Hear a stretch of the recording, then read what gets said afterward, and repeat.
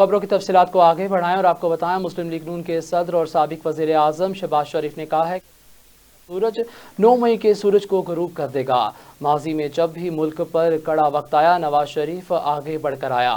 नवाज शरीफ की हुकूमत का 3 मरतबा तख्ता उलट गया, लेकिन नवाज शरीफ ने कभी किसी सिपा सलार को मीर जाफिर नहीं बोला।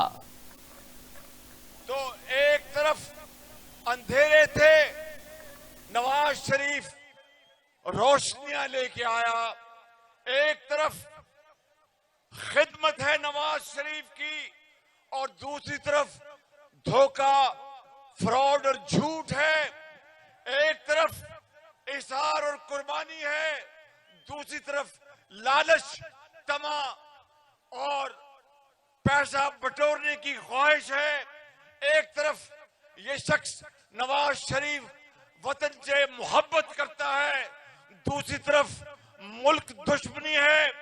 एक तरफ तदब्बर है, सुलहजोई है, तहम्मुल है, बर्दाश्त है, दूसरी तरफ रऊनत और तकब्बर है। एक तरफ गाली गलौज है, दूसरी तरफ दुआएं हैं। मुल्क की खैर मांगने वाला नवाज शरीफ है। एक तरफ 9 मई का वाकया, जिससे मुल्क के खिलाफ एक साजिश हुई,